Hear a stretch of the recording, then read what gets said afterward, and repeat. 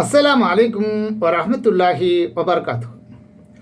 அல்ஹம்துலில்லாஹி ரப்பில் ஆலமீன் வஸ்ஸலாத்து வஸ்ஸலாம் அலா அஸ்ரஃபில் அம்பியாயி முர்சலீன் நபியனா முஹம்மத் வ ஆலிஹி வ சாபிஹி அஜ்மயின் அம்மாபாத்.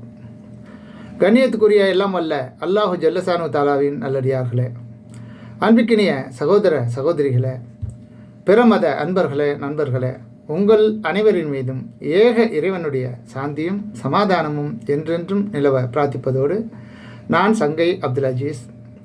அல்லாஹ்வுடைய அருளால் அனைவரும் மிக நலமாக இருப்பீர்கள் என்று நம்புகிறேன். அல்ஹம்துலில்லாஹ். எல்லா புகழும் அல்லாஹ்வுக்கே. இது இஸ்லாம் கூறும் குடும்பவியல் தொடர் காணொலியில் 3வது பாகம், குடும்ப அமைப்பை சீரழிக்கும் காரணங்கள்.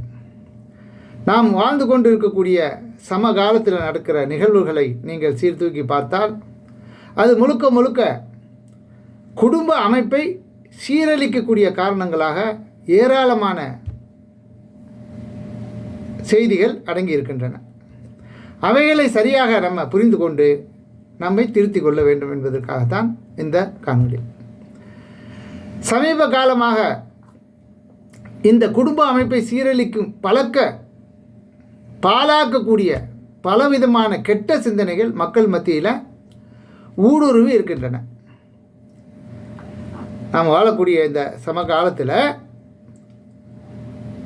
கொஞ்சம் அப்படியே உலகத்தை நீங்கள் சீர்தூக்கி பார்த்தால் இந்த குடும்ப அமைப்பை சீரழித்து பாழாக்கக்கூடிய பலவிதமான கெட்ட சிந்தனைகள் மக்கள் மத்தியில் பெருகி இருக்கின்றன. குடும்பம் என்கின்ற எந்த அமைப்பும் நிர்வாகமும் தேவையில்லை என்றும், அப்படி ஏன் இருக்க வேண்டும், அப்படித்தான் இருந்தாக வேண்டும் என்கின்ற எந்த ஒரு நிர்பந்தமும் இல்லை என்றும், ஒரு ஆண் எப்படி வேண்டுமானாலும் சந்தோஷமாக இருக்கலாம், அதே போல உரிமைகள் பெண்களுக்கும் இருப்பதால் ஆண்களுக்கு இருக்கக்கூடிய அதே போன்ற உரிமைகள் பெண்களுக்கும் இருப்பதால் ஒரு பெண்ணும் தான் விரும்பியவாறெல்லாம் எப்படி வேணாலும் வாழ்ந்து கொள்ளலாம் என்றும், குடும்பம் என்ற எந்த ஒரு கட்டுக்கோப்பும் நமக்கு தேவையில்லை என்றும், அறிவு ஜீவிகள் என்று தங்களை பிதற்றி கொண்டு உலரக்கூடிய அறிவற்ற மூடர்கள் முன்னெடுத்து செல்லக்கூடிய வாதங்கள் ஏராளமாக இருக்கின்றன.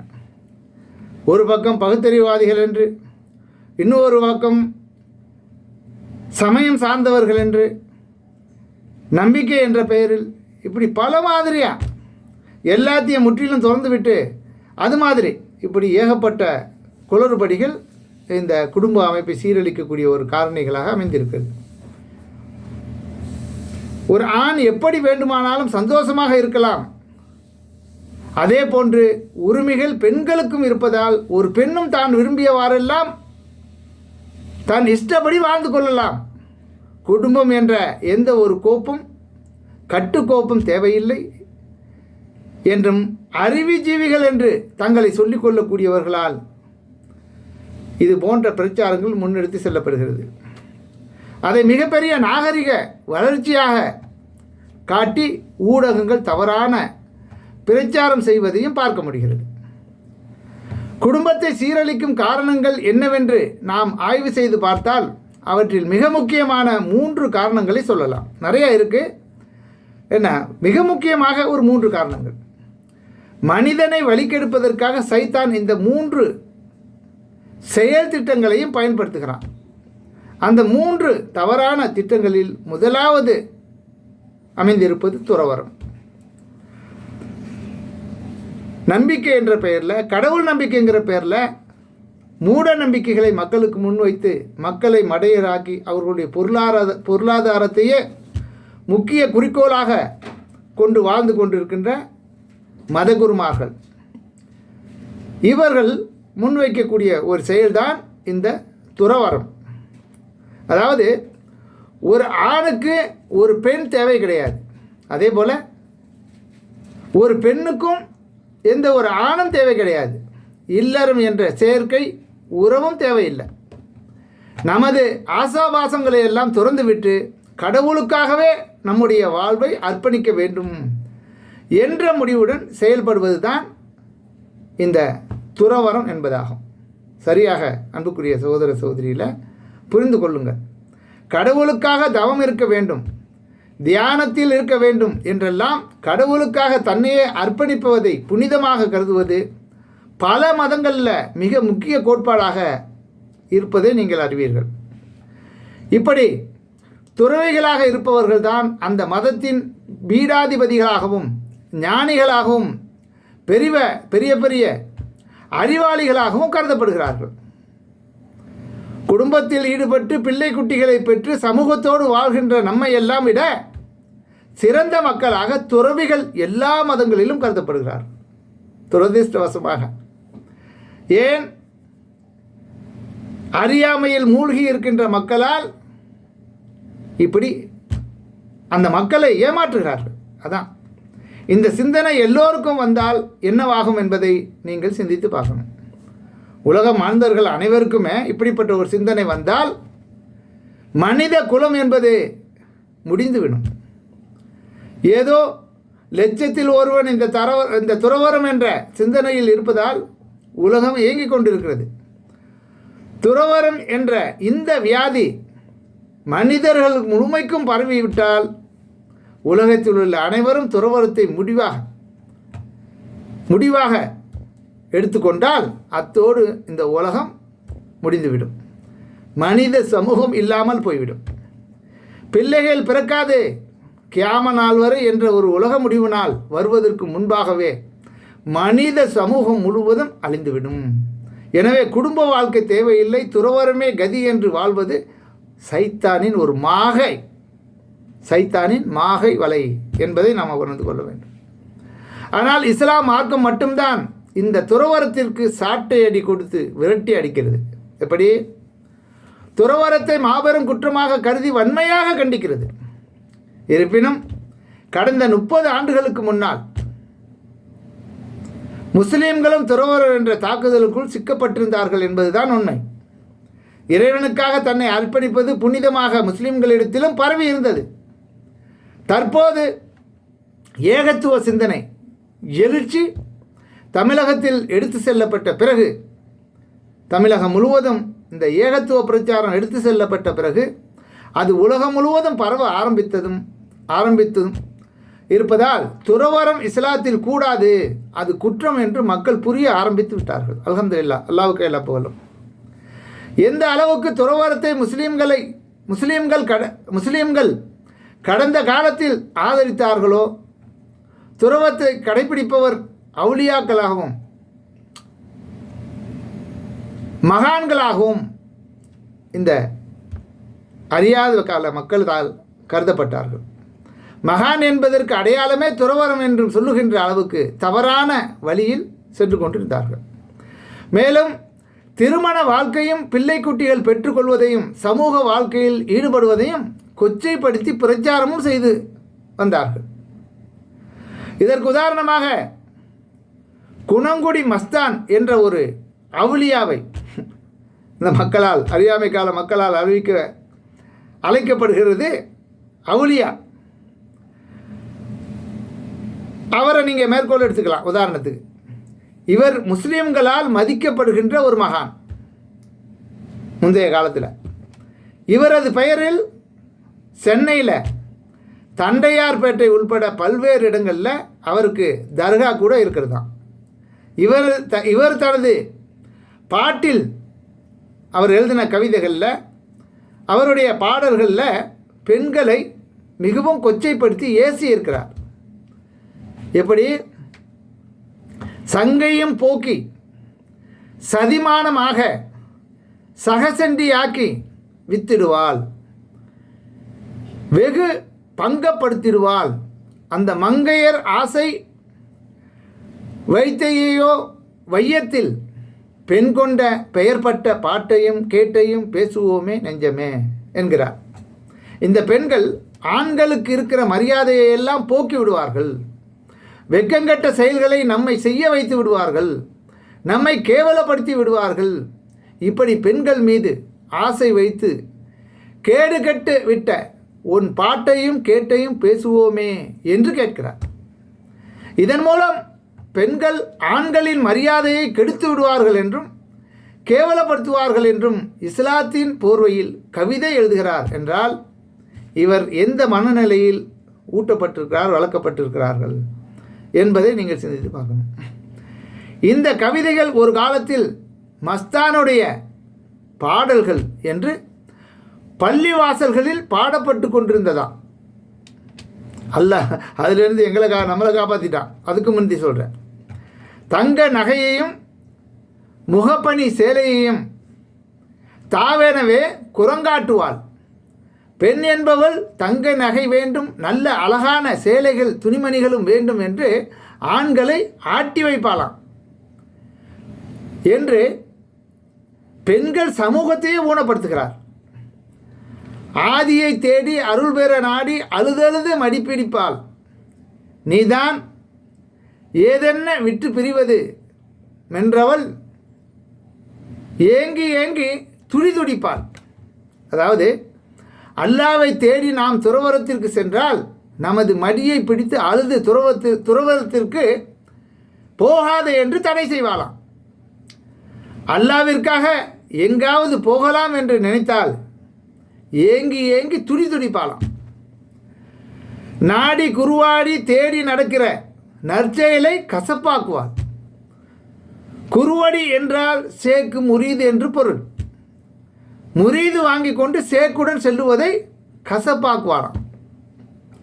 அவருடன் போகாதே, என்னுடனே இரு என்று கூறுவாள்.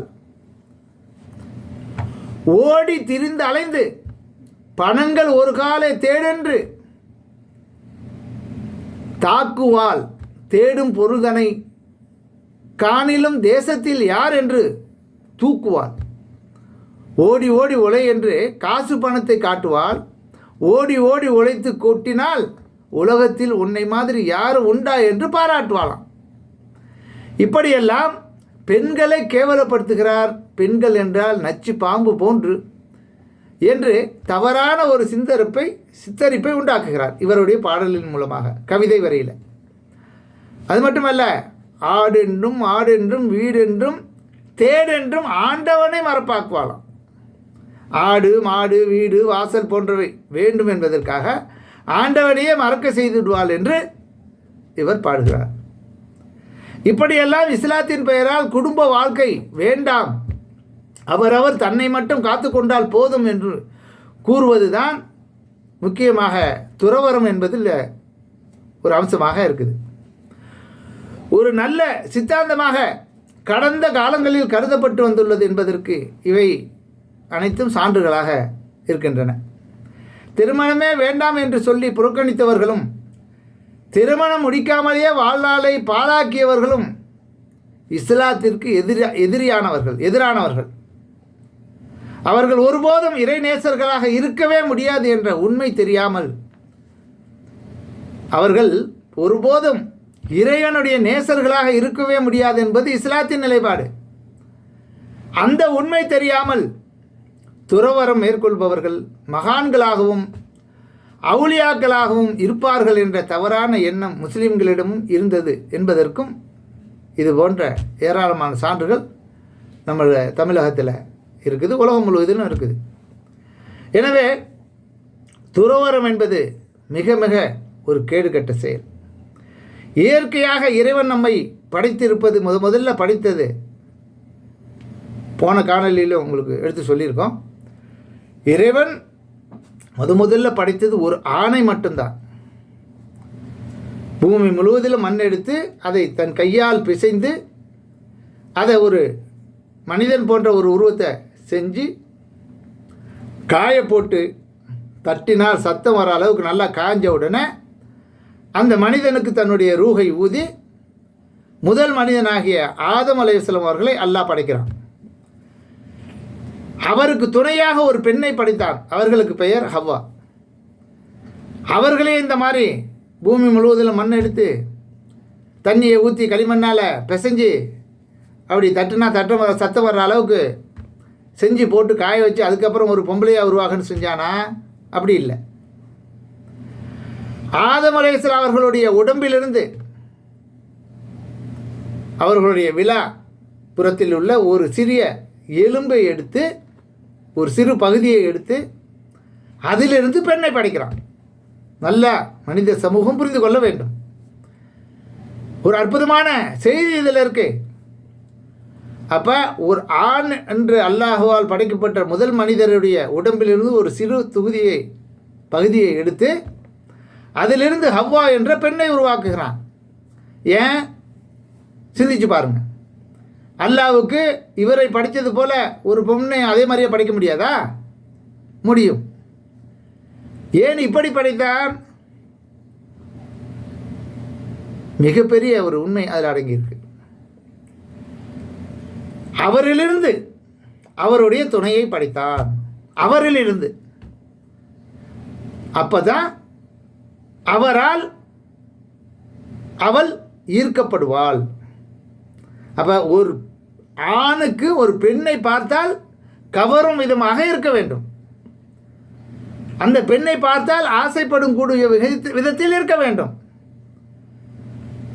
உதாரணத்துக்கு இப்போ நீங்கள் உங்களுடைய வீட்டில் 2 குழந்தை விளையாடிக்கிட்டு இருக்கு.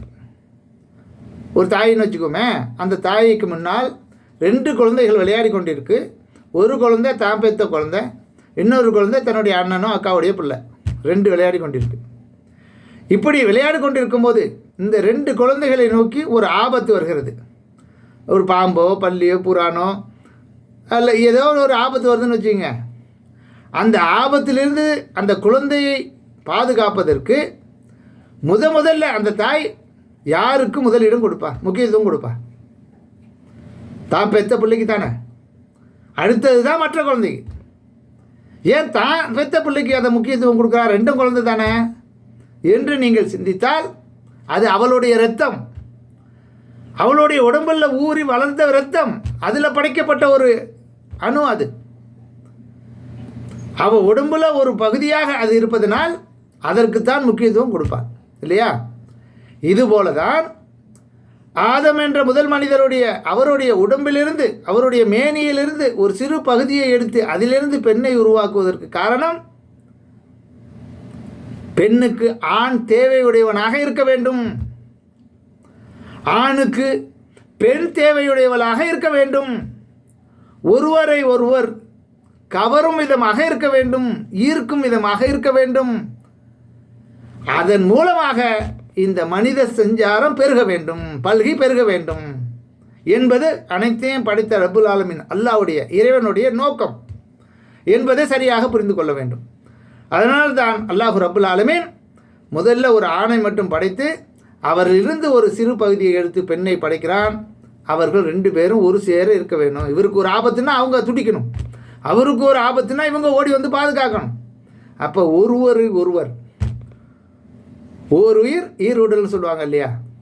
அது மாதிரி 2 பேரும் இருக்க வேண்டும் என்பதற்காக இப்படிப்பட்ட படைப்பை எல்லாம் படைச்சிருக்கிறான். இதை சரியாக புரிந்து கொண்டீர்களே ஆனால் இந்த துறவரம் என்ற ஈனச் செயலுக்கு யாரும் போக மாட்டோம். அது ஒரு ஈனச் செயல். இறைவனை படைத்தவனை நிராகரித்துவிட்டு படைத்தவனின் ஆற்றல் அறிவு அனைத்தையும் புறந்தள்ளிவிட்டு ஒரு முட்டாள்தனமான சிந்தனையை இறைவன் பெயரால், மதத்தின் பெயரால், ஒரு சித்தாந்தத்தின் பெயரால் சில மடையர்கள் உண்டு பண்ணிய ஒரு சித்தாந்தம்தான் அதை என்பதை அனைவரும் புரிந்து கொண்டு அதை புறக்கணிக்க வேண்டும் என்பதை அன்போடு இந்த காணொலியில் உங்கள்கிட்ட கேட்டுக்கொண்டவனாக இந்த காணொலியை நிறைவு செய்கிறேன். மறக்காமல் தொடர்ச்சியாக பார்த்து வாங்க. நீங்கள் சார்ந்திருக்க குடும்பங்களுக்கு கொண்டு செல்லுங்கள். இதோடைய ஆர்டிக்கல்லையும் டிஸ்கிரிப்ஷனில் பதிவு செய்கிறேன், அதையும் தவறாமல் படிச்சிருங்க. நன்றி. தேங்க்ஸ் ஃபார் வாட்சிங். ஜஸாக்கல்லாஹ் ஹைரா.